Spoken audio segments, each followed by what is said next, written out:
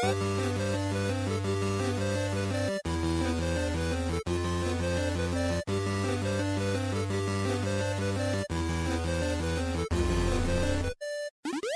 the Friendly Fire Show, episode 256 for November, the end of November, the middle of November, really. Like smack on the middle of November. What am I talking about? 2023. I'm one of your hosts, Steve Wright. Joining me, the not single, but not married, Ben Salter. But that's about to change. Well, actually, no, not at time of release. I forgot that we're currently on schedule, recording like weekly, basically. But yeah, in a few days. So now I've got like a day to plan a wedding. Essentially, it'll come together. No, it's fine. It's all arranged. You're going to be MC, Steve, so it will be very smooth, and everyone will be very relaxed because it's a nice, polite Canadian guiding them through proceedings. That's sure. What we need. I was just going to say, I hope no one gets cold feet, so that's not really polite or nice. That's kind of cheeky. The thing is, a lot of people have made jokes like that. Someone actually made a joke at work about like, this is why you shouldn't like continue on with a project that's a sunk cost, because it's like marrying someone when you could have left them at the altar, and then looked at me and they're like, oh, that was a bad analogy. I shouldn't have said that this week. I'm like, yeah, you shouldn't have. Or like most weeks, really. I'm sure there's a lot of... Yeah. Yeah. No, the thing is, it's too late for that kind of thing, because when you're of our generation, you already have a house, dog. Like marriage is down the road anyhow. So that it's if you get cold feet, we're going back to the same house. That will be unusual. Yeah, and you've both lived there long enough. It's not, like you're splitting it in half. Not that this is going to happen. You're going to live a long, happy life together, and I don't know why we're going down this road, so let's just stop. I get to see you in Adelaide soon. I'm very excited about that. It's always a good time. And it's a good thing you decided to put your wedding this coming weekend and not a little bit sooner, because we've just been through like deluge of games. Yeah, because like definitely you should plan your wedding around video games. So that was really kind of you. Thank you. We've talked about all the big ones, but I guess the only one that's left really to talk about is the elephant in the room, potentially. It's Call of Duty HQ Launcher. I think that's what it's called. Isn't that its title? That's what it's called on Xbox. On PlayStation, it's called Call of Duty Modern Warfare 3, which is also Modern Warfare 2. And that's... Where do we even start with this thing? So it's getting absolutely wrecked by reviews, both critics and users, by COD standards. It's an annual game. It's normally pretty consistent. This one is a mess for so many reasons. And I think the underlying reason is because it was not meant to be a game. And we knew that quite a while ago, that it was always meant to be DLC for Modern Warfare 2. They claim at some point, and they've tried to do some backtracking and some damage control and say that we put years into this, but certainly that's what we heard. And then they kind of said, actually, we had so much content, we made it a full game, but it's not. Literally everything about it suggests this was meant to be an expansion for Modern Warfare 2. The most obvious probably being the fact that it launches as the same game. So it's been added as achievements to what was called Modern Warfare 2 on Xbox and what is still called, or what is now called Modern Warfare 3 on PlayStation, but as DLC, you'll see this game, so there's no platinum trophy. Yep. And then probably the biggest thing as well is the fact that all its multiplayer maps are remakes of Modern Warfare 2 2009 version, or 2011, 2009 version maps, which doesn't really make sense for a game called Modern Warfare 3, but it would have made a lot of sense for a game called Modern Warfare 2 to be an expansion for that. Modern Warfare 2, Modern Warfare 3 DLC. That's the name of the game. Yeah, like it would have made sense for that to be like we're not releasing a new game this year. We're releasing a small campaign, and we're releasing like a $50 map pack of all the remade maps from the original game called Modern Warfare 2 in the remake of Modern Warfare 2. That all aligns. What they've done here, calling this Modern Warfare 3 with the Modern Warfare 2 old maps, it doesn't make any sense. No. Well, and like if you're on PS4 or 5 and you buy Modern Warfare 2 and you don't buy Modern Warfare 3, you're still launching the Modern Warfare 3 app to play your game, which is stupid for one, and confusing too.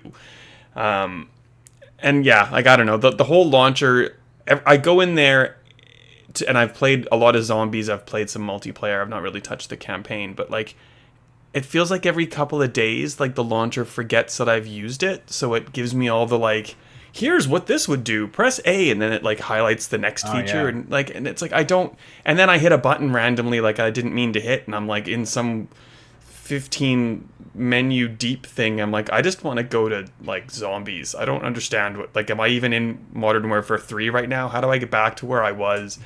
It's just a weird mess that Activision is still trying to be like, oh yeah, no, this is like the easiest tool ever to make it, like seamless and to manage your downloads. And I don't like, it's just the dumbest thing was I went and looked at how big Modern Warfare 3 or whatever you're going to call it is on my Xbox. And it was like 250 gig or something. But the 250 gig was like dispersed over an 8 terabyte like USB B hard drive, like the expansion card I have and the Xbox internal SSD. And I'm just like, this is making I like my OCD is like spinning here. I need to consolidate this and fix this. And it just like I didn't play Call of Duty. I played Call of Duty Download Manager 2003. Like it's just, I don't know. It's Yeah. I think that has to be legacy from when this was meant to be an expansion, and for technical reasons, they had to basically release it as an expansion. So I think the call to make it a full game probably came later than they're letting on.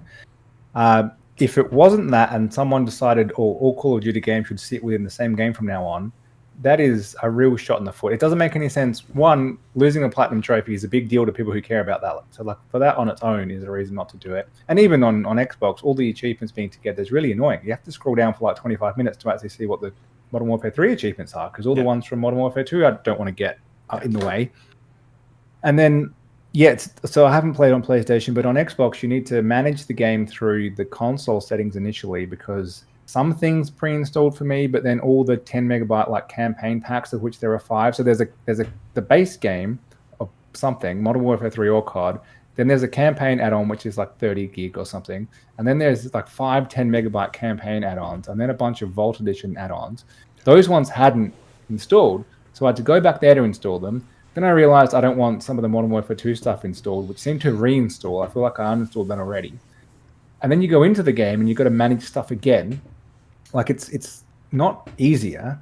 And then every time I open this game, I get hit by a splash screen saying Modern Warfare 3 now available, go to store to buy. Yeah. I know that's the game I think that I'm in, but you don't seem to think that. Like it's just so user friendly. Well, and like this is trying to be Fortnite, but it's doing it poorly. But like if it was going to do this weird launcher thing, it needs to be like a Halo Master Chief Collection, which it can't be, because if you buy Halo Master Chief Collection, it's like here's 4 or 5 games or whatever it is now, and yes, it's simple to me, I think, to launch individual games and play through campaigns, but then it's also simple to go into like multiplayer and say like I want to play multiplayer from 1, 2, 3, and 4. Like you don't get any of that with this HD Call of Duty HQ launcher. It's not like you can like say I want to play multiplayer and it'll just spin you through Modern Warfare 2 and 3 crossplay like it basically could. It's like because it's a weird piecemeal, buy chunks offering where like maybe you don't have this, maybe you do. Like it's just it doesn't make sense. It's not consumer friendly at all. It's just like a very slapped together solution.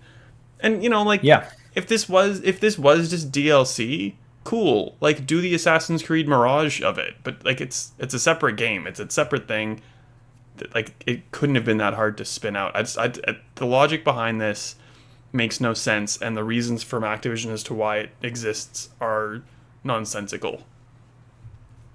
Yeah, so there's that part of it. I think looking at just the multiplayer first in isolation, it feels like more than DLC, but it feels like an expansion. And so this is a $110 game in Australia. I'm going to assume it's $70 in the US. Yeah. So it doesn't. You're not getting that level of value out of it, what you'd expect. It does feel like they could have sold this for say half that as a meaty expansion pack, because you get a bunch of maps, but they're not new maps. No. And it's a bit of a trip down memory lane. Like I'm surprised playing some of these maps again, how much it kind of comes back to you. And like I would have spent so much time back in 2009 when I was a lowly uni student, had plenty of free time to actually play these games and get good at it on my dial-up internet, I assume. And so like that's kind of fun. Like I like that nostalgic part of it, but it's also meant that I played a couple of hours and I kind of feel like I'm done now. Like there's not that new element, so it would have fit really well as an expansion to the previous game, but as its own thing, it feels a bit empty. And it's not that big new thing that you expect with COD. You expect, if you're a regular annual player, some change. And that's the other big thing is normally we would alternate developers and alternate franchise. And so, like, we got Modern Warfare 1 in 2019 and then Modern Warfare 2 remake in 2022. There's a gap and there's quite different games in the middle. So to back them, it feels like the same thing again. It feels like there's been no progress really, and really a step back. Like it's less, considerably less content. Considering the map packs, it feels like these are add-on map packs, not the core game. Like the whole time you're playing it, it feels like this is an add-on and a cool add-on, but it just doesn't feel like that big $110. I got my money's worth. This is what I want to be playing style of game, and it's a fun multiplayer game still. But at some point for an annual release, we've got to call out the value, and this is the year that they've really dropped the ball. Yeah, like I'm doing it's like I'm still kind of treating this like my Call of Duty. Like, oh, I got to level 50, I'm out. Like I have no desire to ever touch this again. It's level 55 this time around. But like even now like it's not fun. I'm getting the same maps and I'm trying to alternate between like Warzone and Deathmatch. I think that's really it for multiplayer, and then you can go do zombies otherwise.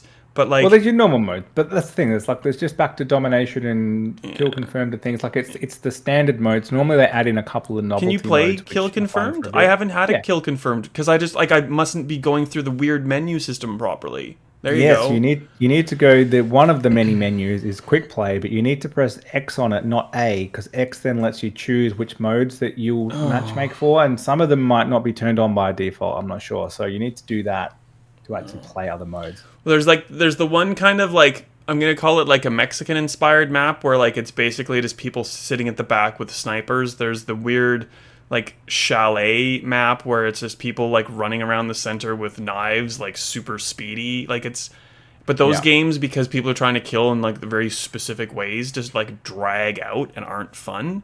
Whereas like Call of Duty to me is like just barreling down corners, like Twitch reactions, like who's a little bit faster, you got the jump on the person, like don't think about it too hard, you know. And then there's the people that camp and do these things, but like they shoot you once and they don't move, and then you know where exactly they are the next time, so you usually can get it with a grenade. Like it's fun enough, but like it's just seeming kind of repetitious, like way too quickly for me. Yeah. I think a big part of that is one, it's so similar to last year's game, and it's all old maps. Like it's meant to be an expansion. That's clearly what it should have been. It doesn't bring any innovation that you'd normally expect from a new COD. But you wouldn't be complaining if this was just like a $45 add-on. But since it's $120 like behemoth, that's the whole point of contention. That's basically that's exactly it. And it doesn't have the staying power, so it's probably the first Call of Duty. If you're an annual player and you must have the latest COD, Tano, friend of the show, former host of the show at one point, he's probably the biggest COD guy I know, way more than me. And he said this is the first year, like since Call of Duty 4 in 2007, that he hasn't, when it kind of went viral, that he hasn't bought the new COD and has no interest in it because it's pointless essentially. So they're finally alienating fans through that. And then if you look at the rest of the content, like the campaign is it's normally short COD campaigns, but this is way shorter. I've seen some people kind of say if you play on the lower difficulty, it's about 3 hours. I've been playing on veteran, and so I'm going to assume it's about 4, but it's not the normal veteran. It's a bit quicker. It's some returning characters from the last game, but it just seems a bit flat, and it's kind of, dare I say, I've only played the first maybe 2 hours or maybe halfway-ish, but it's not grabbing me. Like I actually quite like the COD campaigns, and when other publications like to just review the multiplayer, or they kind of don't put much weight on the campaign, I always think that's disappointing because it's a big part of the game, and it's normally a tight, enjoyable experience which you can knock out in a short space of time. But it's a bit flat. It feels like it was probably rushed and kind of cobbled together to have a campaign. Yeah, I played the first mission, kind of went, I'll go play Zombies for a bit. Zombies is good. I haven't played that. Like it feels more like Zombies to me never really made a lot of sense, especially when it was like, ooh, when it was like they had people with famous faces and you're like, oh, you're running through the laboratory. Ooh, like this is more like Warzone basically.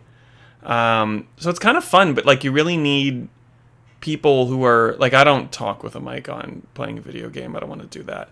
But like I'll use the pings and stuff and like follow the group. Like I'm a team player, but I don't want to be like yelling into it or be like, oh yeah, like this. The people that are talking sometimes, like I mute them because they're not contributing. They're just like talking about smoking blunts or whatever. Like I don't care. But I was in this 1 or 2 games with like people who were like, oh, there's, because you drop in as like a squad of 3, or like you can fill yourself into a squad of 3. You can go alone. and you can go and meet up with other squads and like group up and join into a bigger squad. And, you know, like there's kind of rings in the map where you're in like level 1 to start, and you get contracts to earn money, and then you can spend them on a Pack-a-Punch to go into level 2 and keep doing that. And we were actually like hitting objectives, leveling up, helping each other, like pinging larger backpacks and that, like, and it was fun. But then like the next games I was just, you know, I get dropped with 2 other people and they go complete opposite directions from one another, and no one's talking, and someone gets downed and the other guy just quits, and it's like, oh yeah, and I don't want a game to feel like a job, so I don't want to have to get on a mic and try to coordinate people and do all that. So it might have been fun if you and Tom and I jumped in, but like, I don't know, like it just, it is what it is. If you like that kind of thing, you'll probably enjoy it. But and a lot of people do, but I kind of liked it in 2008 when it was first a thing, and I've just since then I'm a bit past it. I'm just kind of over zombies in general, to be honest. Yeah, need to do something else, something different. And it is a bit disappointing because, I mean, Sledgehammer had some good games in the early days, or some good contributions to games, and I quite liked their return to World War II in 2017 or so, and then they never followed that up. Oh, they did Vanguard actually, and that was the one that I forgot immediately because it just wasn't the same level. And it's just now they've kind of done this as an Infinity Ward tribute almost, like it's not their own game. It's like, we're not worthy of the Modern Warfare name. We'll just copy what they did 12 years ago. Well, thankfully they're out of good ones to kind of reappropriate, so they're gonna have to come up with something for the next one. Yeah. Well, and that's the other thing from a value point of view. Quite a few years ago now, they released the original Modern Warfare, fully remastered campaign and multiplayer, and I think it was in like a double pack with the whatever game came out, Infinite Warfare, that year. And then a few years later, they released Modern Warfare 2, the original version, just campaign remastered, and everyone was kind of like, why? And it seems like they were always planning to at some point re-release the Modern Warfare 2 maps as like a bigger thing, which they've finally done here. We can kind of see why.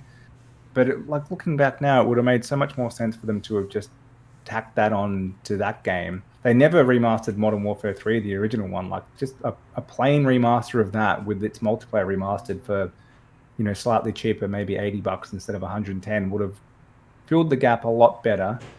And maybe they could have just added those maps to either last year's game or the original remaster of that game. Like, it's too confusing even to talk about this because there's so many versions of all these games, and they've left things off things and they've added in elsewhere, and it's just getting a bit of a mess. Yeah. Should you buy it? No. Probably not. Nah. Maybe when it's on sale. But when it comes to Game Pass in January, Bill pretty much said it's not coming to Game Pass this year, so mark that down for January, is in there.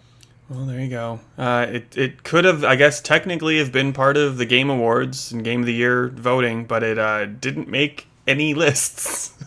And you probably know why now.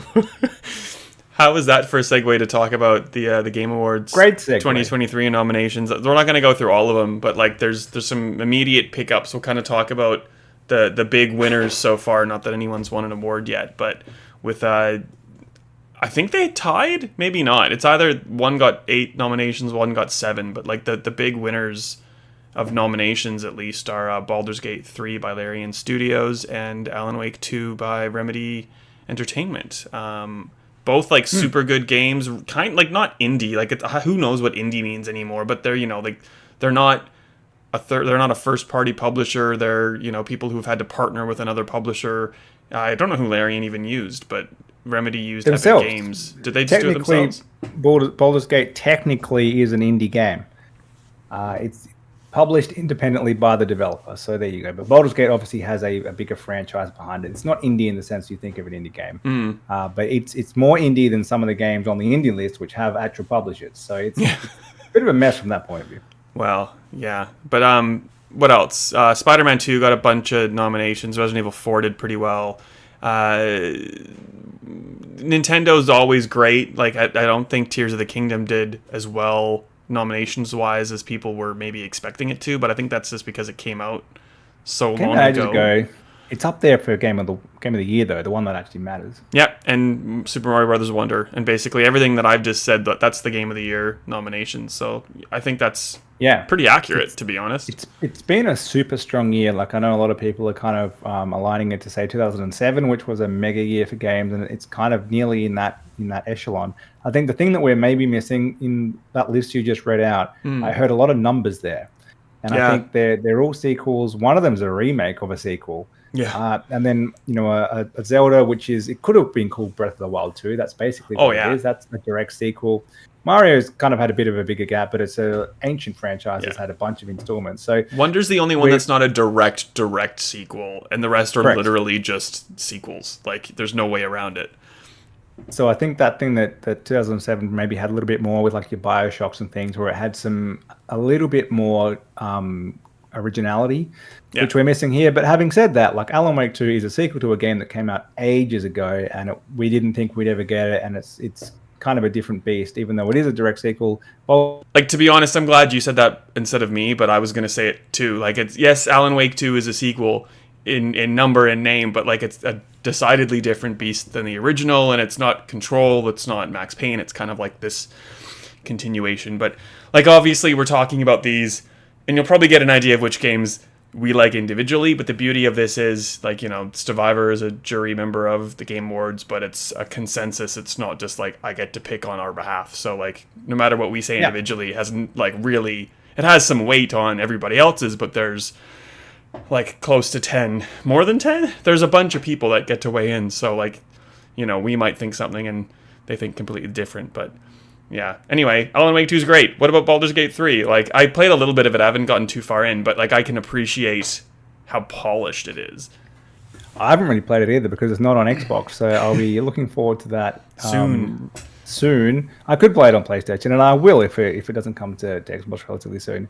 I'm just hoping that it will be an ID and Xbox game because it seems to be indie. And well, the thing is, so it is a third game, the third numbered game at least, and it's quite an old franchise. But it's one that it's not like it's had recent installments, like it's been around for ages. So likewise to Alan Wake, there's a bit of a different beast to the previous ones. It's so different, and it's been so long since they came out. The others on the list are very much more direct sequels. Resident Evil 4, a remake, and in a series of remakes. So it's a little bit less original. Still a great game though. Spider-Man 2 is so samey. Again, great game, but it's very much a direct sequel. Same with Zelda, but of course quite a different formula, and I think they've improved it quite a lot. So. Yeah. All very much worthy of Game of the Year. I think had Alan Wake not come out when it did, so it probably has the benefit of being a little bit in mind as something quite recent. A lot of people have just played it, whereas your Resident Evil 4, your Zelda a bit longer ago. But I think it threw the spanner in the works. I think everyone probably didn't expect it to be as... I think they thought it'd be good. I don't think people thought it would be as good as it's been received, especially mass critically received. Yeah. I think for most people it was probably a decision between maybe Baldur's Gate, still a little bit niche, and Spider-Man and Zelda were probably the ones that people were thinking it's going to be one of those taking it. And Alan Wake's kind of emerged kind of late as probably the front runner now. I'd say it's probably in front to win. Well, yeah, it's weird. Like, it's Tears of the Kingdom is great, but it's like absolutely it's too long in the tooth for what people are thinking of. And Baldur's Gate is newer, but Alan Wake 2 is front of mind. But I think, I don't know, like, if this is the Oscars to the Golden Joysticks, Golden Globes, that makes sense. The Golden Joystick Awards gave Baldur's Gate 3 Game of the Year and gave Critics' Choice to Alan Wake 2.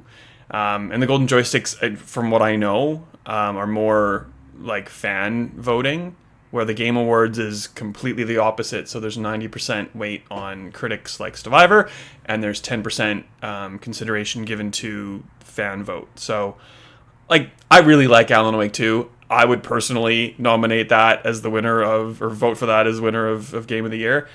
And I kind of think that's where it's going to go. I think the critics are very, very much on board with Alan Wake 2, and the fans might be a little bit more on board with Baldur's Gate 3, but, like, who knows? And you do have a say. It might only be worth a 10% weight collectively, but you can go and vote right now on what you think are the best titles of the year.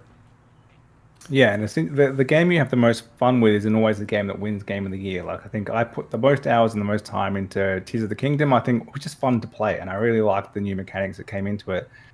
Alan Wake 2 does a lot more to move things forward and feel different. Yeah. But not a game that I could play for 100 hours in the same way I played Tears of the Kingdom. It's just not that stuff. You could. For me, too scary and too dark. Tears of the Kingdom is quite bright. Like, I applaud news outlets for trying to find like the angle on stuff like this. It's basically just a list. But so the Yeah. angle seemed to be this week like Starfield didn't get a Game of the Year nomination. And like to me, it's kind of Of like course it a didn't. yep. Like it's an 8 in a sea of 9s and 10s. Like what is there more to this story? What do you have to say to that?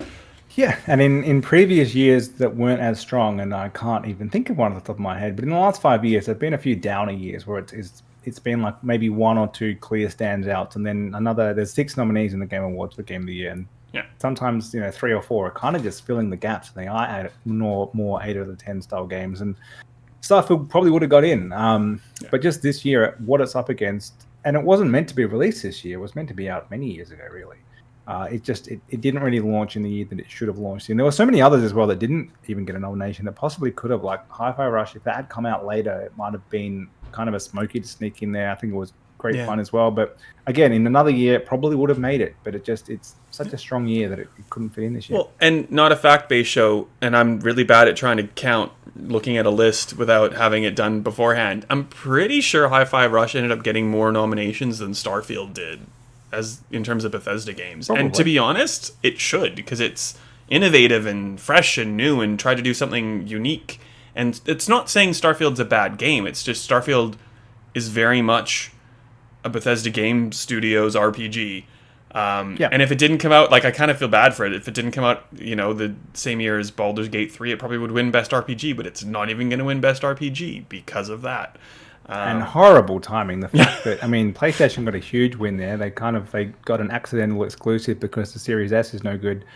And of the stronger game, really, as far as we can tell, from a general consensus. So, well, you'd think that Larian, there's rumors that Larian's trying to push it out for December, early December.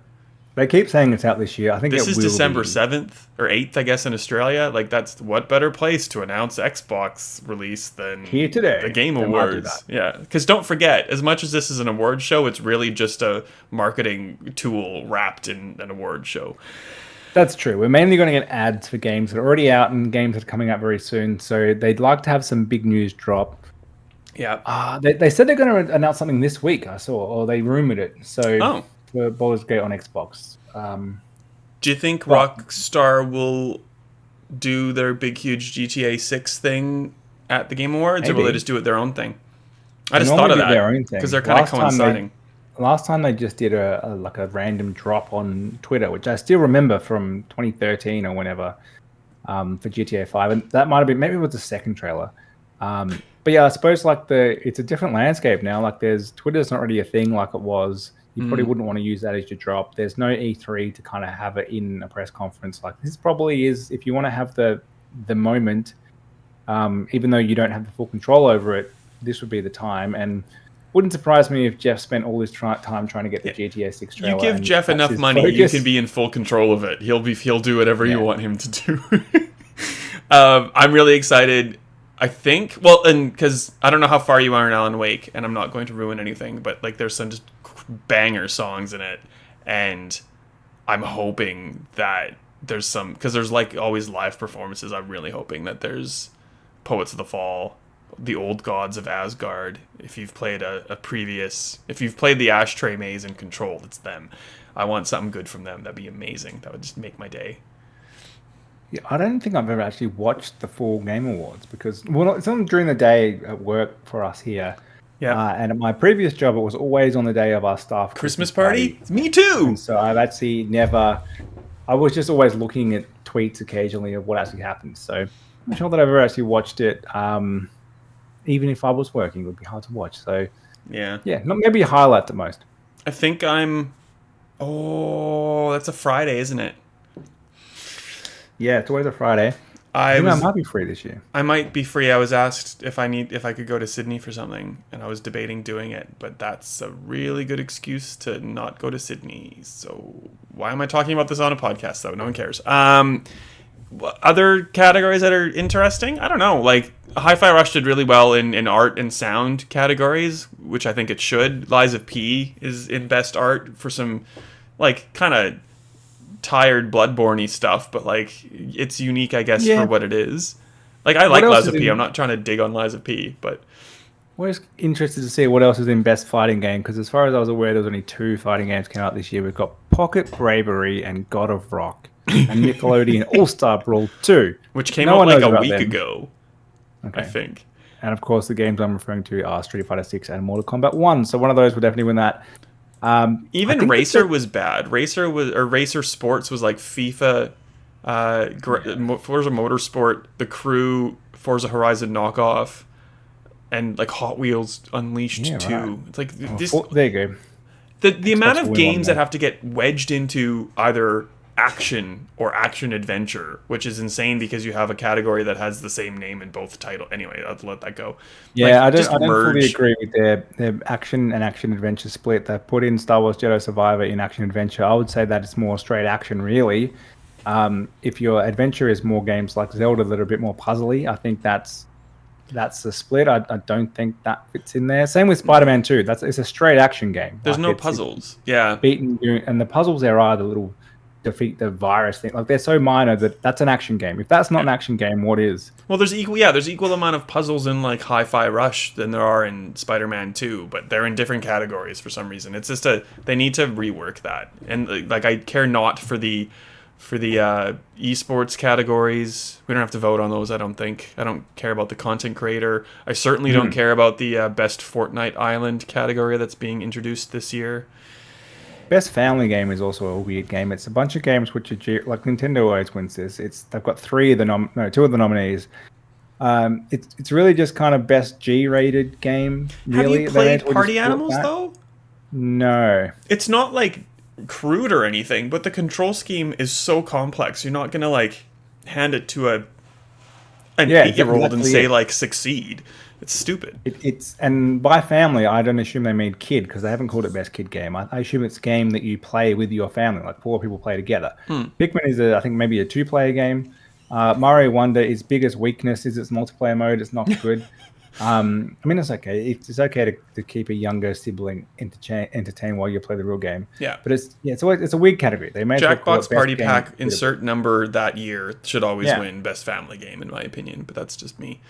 Yeah, like it is what it is. We're gonna do our own game of the year and have we kind of because we have to go through this exercise. Some of these categories we just merge or do whatever we want. And then we do not for like to fuel the console wars, but more to like, if you have an Xbox, you should buy this game because it's the best one that's exclusive. And if you have a PlayStation, you should buy Spider-Man 2. So we'll do that. That'll come out before the end of the year, which will be good. Anything else you want to talk about with Game of the Year? Or are we done? I think that's it. I think we're done. All right. I've played extra video games, so you get to set the challenge. I'm going to try to explain what I've played in like very mini reviews. And what do I get? Like 10 words, 2 sentences, a paragraph. Not that we're writing them, but you know what I mean. What do I got? 25 words or less. That's the standard. Are you going to count? Are you going to help me count?